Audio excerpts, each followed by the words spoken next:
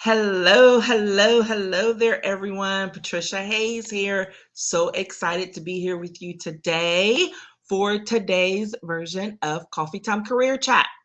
And for those of you who are joining for the first time, my name is Patricia Hayes. I am an executive advisor, empowerment coach, and authentic networking strategist, which means that I love helping people get to the next level of where they want to be and to make sure they do it, maximizing their professional relationships in a way that is authentic and purposeful. So glad to be here with you today. We are continuing our conversation about self-advocacy and advocacy in general when it comes to building out our professional careers and helping others and things like that.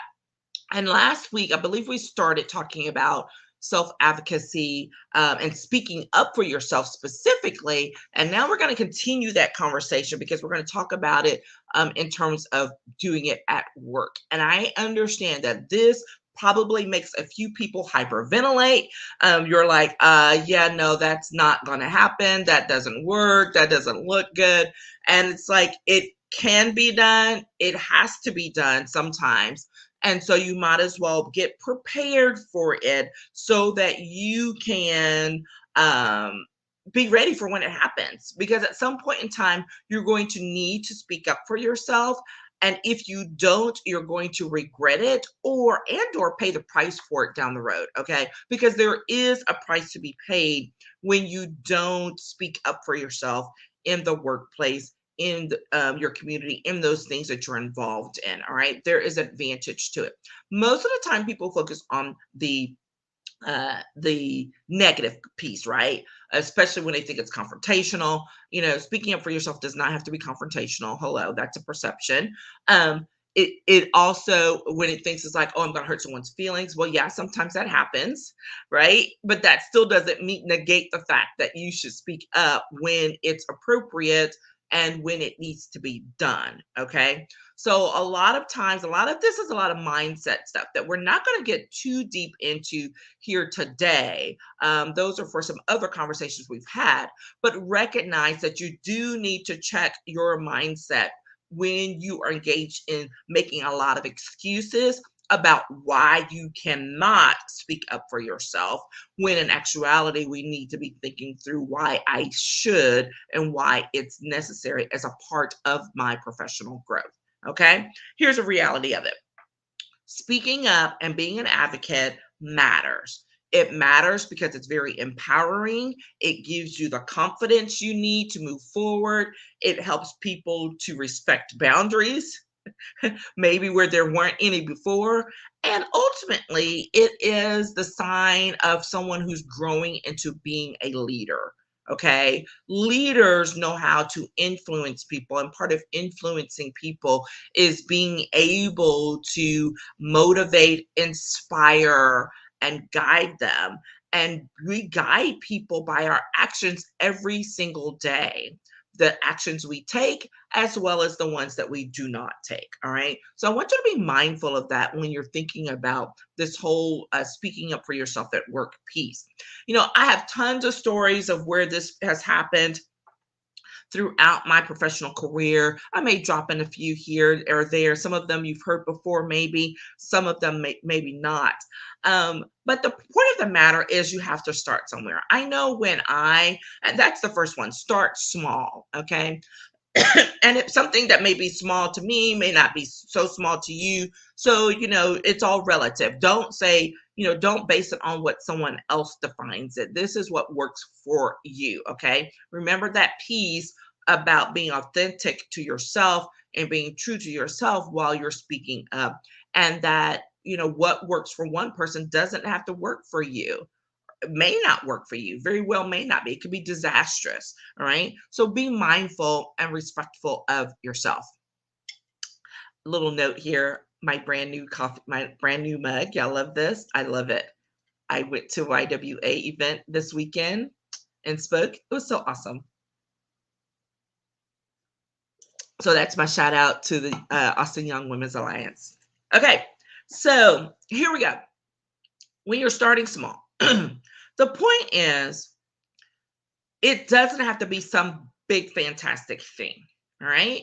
Um, it could be as simple as correcting someone when they misspeak, or misrepresent your work or something you said in a meeting, right? This can happen. I mean, hello, we're doing a lot of this and via, a lot of communication via email and virtual. So you want to be extremely mindful of how your words come across, especially when you write them down. But that doesn't mean it shouldn't happen. Okay. But when you're in a virtual meeting or when you're in an in-person meeting, whatever, if there's something that's said and they're like, oh yeah, Patricia said blah, blah, blah, blah, and this last thing, and it's a little off or it's something that's not quite right, then you can say, oh yeah, thanks, Sam, for mentioning that. I just want to say a little bit of a correction because what I meant by that was X, right? Do you see how that flowed? That's something that you can do, all right? Um, whether it's verbally, whether it's, one-on-one or in a group. And yes, I say start small. This is because you have to recognize when it's happening and when you have an opportunity to speak up on your behalf in a way that will, what's the way? Be supportive. Right. So this is not about getting out there and trying to be, the superstar or something like that. That's not what I'm talking about.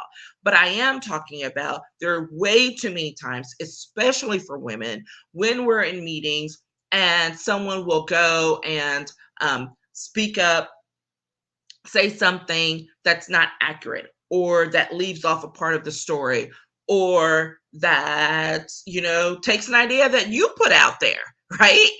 Those are the ones that start getting a little bit tougher, but they're also very easily fixed by just making a simple statement. All right. I know when I was a baby lawyer, my first job out of law school, I was representing teachers and it required travel around the state. And it required travel at night. And oftentimes I was traveling alone. So I was this, late 20s, early 30s, Black female driving across Texas and doing hearings in local school districts in the evening representing my clients. Well, here's the thing is the guys, because they had all the, majority have been men before, lawyers, they would get in the car after it and drive home. And I was not comfortable with that. There were a couple of situations in particular. I was like, I need to go stop somewhere. I'm like, I was scared to death getting in the car, driving home after, a hearing that may end at 9, 10 o'clock at night. And sometimes I may have like a 2, 3 hour drive ahead of me. Right. So after one of those moments when I was extremely uncomfortable, I went to my boss and I said, hey, I cannot do that anymore.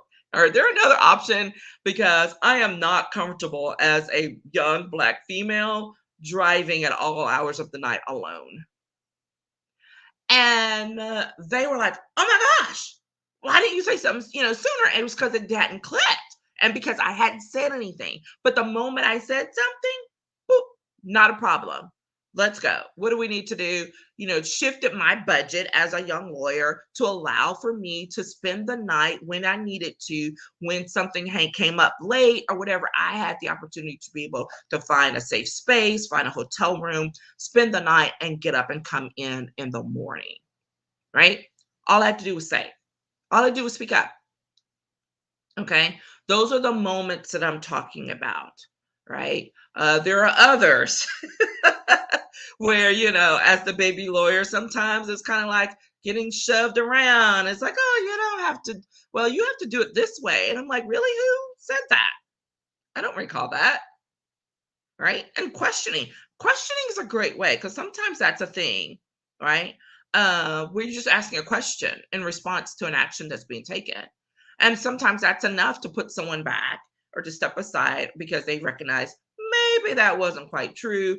Maybe they were trying to manipulate you. We'll talk about that in a second, whatever. But you have to start small, start somewhere if you're not already doing it. It's not going to be comfortable for everyone. But it's okay.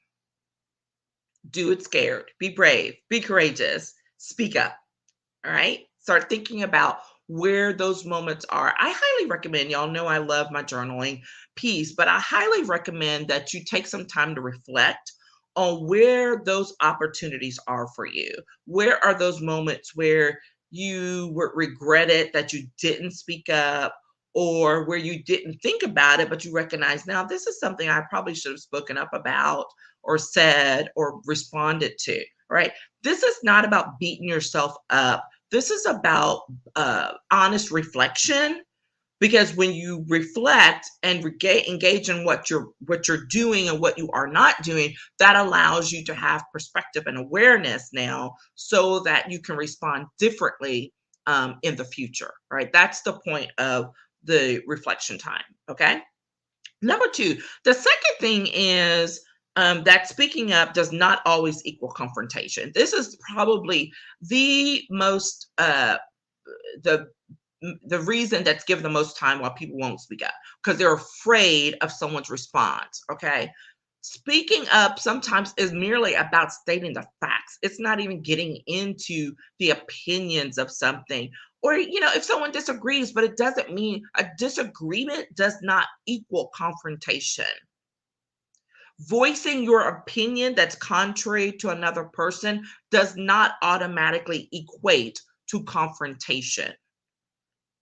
Okay, especially in the workplace. Now, here's where most people get taken, especially women, is when you're dealing with bullies, because the reality is that there are bullies in the workplace, bullies in your industry, especially if you're a female working in a predominantly male field still to this day. There are people who will bully you. Next, bullies generally are pretty easy to spot. The next one are the ones that are harder, right? The manipulators. They're the worst. These are the ones who will smile and whatever. And then you get public with someone, they're just kind of massage things a different way. And you're like, what just happened here? Right? They say something different. They act differently. They try to put you in a spot, put you on the spot, right? And so, but even that, it doesn't necessarily have to equate to a confrontation. If you're dealing with a situation that's relatively factual, you can be like, oh, yeah, thanks for reminding me of that. As I recall from the meeting that we had, here was my recollection of how things went down. Okay. It's not always going to be easy. I'm not saying that. So speaking up for yourself doesn't have to be easy. It also doesn't have to be a confrontation every single time.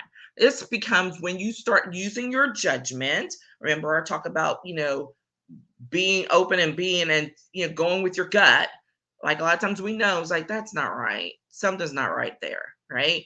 And being respectful of that and listening to yourself and having that discerning spirit and that discerning mindset where you can recognize where something's going awry. And it doesn't necessarily mean that you're going to have to jump up and be like, oh, that's not right. It could be, you know what? Let me marinate on this. And then you give a response. Or maybe it is something that's more difficult that we'll talk about in a second, and it's going to require a little bit more. But it doesn't always equal confrontation. And that is the key thing that we have to move away from, because otherwise there are people who will never speak up for themselves because they consider every time that there's an opportunity to speak up as it's going to be confrontational. Therefore, I am not going to speak up. It takes practice, which is the third point. If you do not practice speaking up, you are never going to be able to learn how to handle not just those simple situations, but the more difficult ones. One of the things you can do while you're practicing is observing how others respond to things in a meeting. When you see someone else that's correcting, that's being corrected in a meeting or in an email, recognizing those things where you're like, yeah, no, that's not good. That's not healthy. That's not a great response, right? And acknowledge that that's not how I would want to respond, right? This is how you practice. This is how you grow. You observe, you have conversations, not stirring up mess, but just say, hey, I noticed some things going on. Like, how would you handle a situation that looks like this? Right? These are opportunities for learning. Okay. So those are all things, there's just the things that feed on themselves, and practicing. I won't say makes perfect because I don't believe in perfection, but practicing does build confidence. It does help to build up your courage muscle, and to be able your courage and your comfort, muscle, right? So that you can be able to speak up, be more empowered in how you confront situations, and to know that regardless of how it turns out, you know that you did and you honored what needed to be done. Which gets us to the fourth point, which is, you know, it does not hurt that when you do have a truly sticky situation, one that is probably truly going to get confrontational or has the potential for it, to seek advice for those truly difficult situations, but be willing to stand firm. Stand firm on your convictions. All right. This is part of being an advocate for yourself, is recognizing when something's going on, recognizing when a boundary is crossed, recognizing when there's been some level of disrespect shown or lack of acknowledgement about something, and then speaking up about it and standing firm on it. Right. Again, it doesn't have to be nasty and all of that. Let that be someone else's response. I know I've dealt with several situations in recent months that I would have preferred not to have to deal with. Let's just be honest, right? There are a couple I'm thinking of right now. I was like, oh crap, when they came across my desk, and I was like, this is not what I want to be doing. But I had to suck it up and make it happen and do the right thing to respond accordingly. And it was not popular decisions. There were not popular decisions. They did not all turn out hunky dory. Nope, did not. Makes me sad, but I stood on my convictions and doing what I knew needed to be done. That wasn't just an advocacy for myself, but it ended up being some advocacy for others involved. And we'll talk about that next week. But in making sure that if you've set boundaries about integrity, about your values, about your purpose, about the quality of the work that you do, that you make sure that those boundaries remain intact. And the only way to make to make those boundaries stay intact is to speak up in sometimes in defense of them, or on the offense positively about them as well. Okay. So, but seek that advice. Don't be afraid. Have someone check you before you send that email. I do that a lot.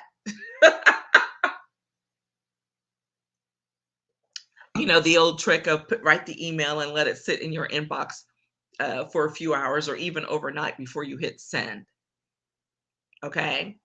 There are all types of things. Talking to other people who have a more objective viewpoint, right? If you have an accountability partner, if you have a coach, if you have a mentor, reaching out to those people or that person, and with, confidentially, of course, depending on the situation, to get, another perspective so that you can respond in a way, again, that hopefully will allow for a sound and good result.